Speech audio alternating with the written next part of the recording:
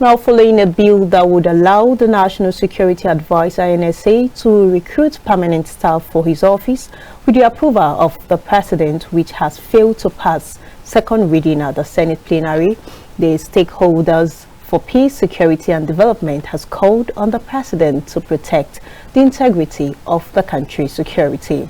Describing the bill as ill-timed, the convener said granting the NSA power to independently recruit permanent personnel is tantamount to opening the door to political patronage, which would compromise the integrity of security operations.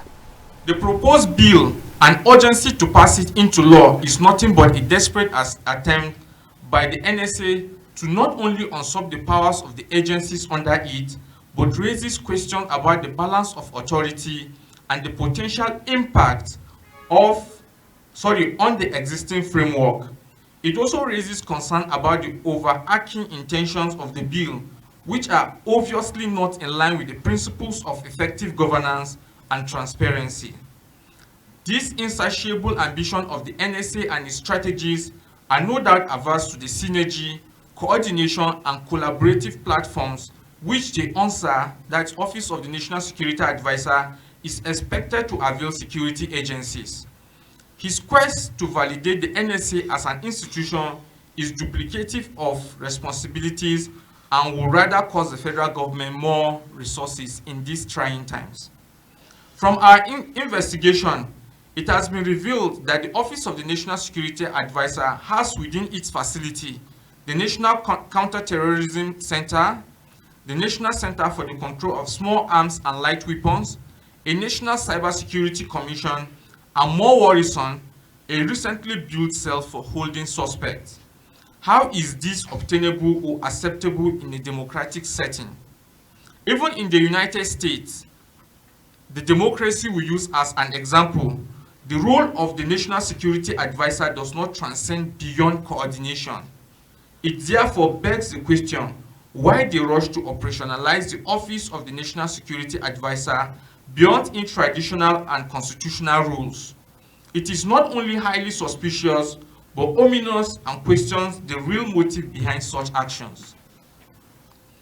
The establishment of this unit under the NSA not only amount to a direct encroachment of the responsibilities of existing organizations, but in the long run will have potential consequences on the coordination of national security efforts.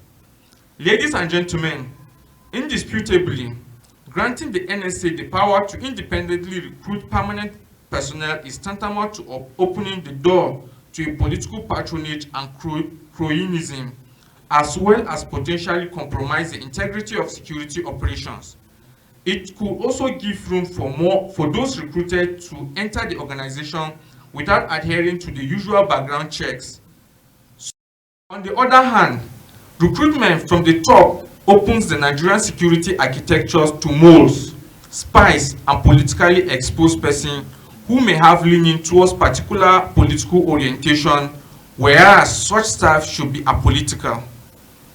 It is also looking like someone is interested in expanding the Office of the National Security Advisor for selfish political reasons.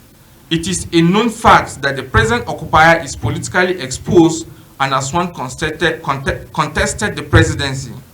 Thus, could this planned expansion be in furtherance of that ambition? We are further convinced that the bill is ill-timed.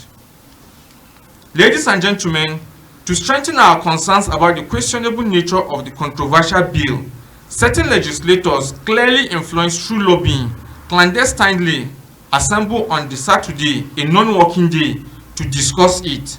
More disturbing is the fact that after the first sitting on the bill, which occurred on the 23rd of November 2023, where it was stepped down by majority of lawmakers, a subsequent date for further hearing was set for 27 January 2024.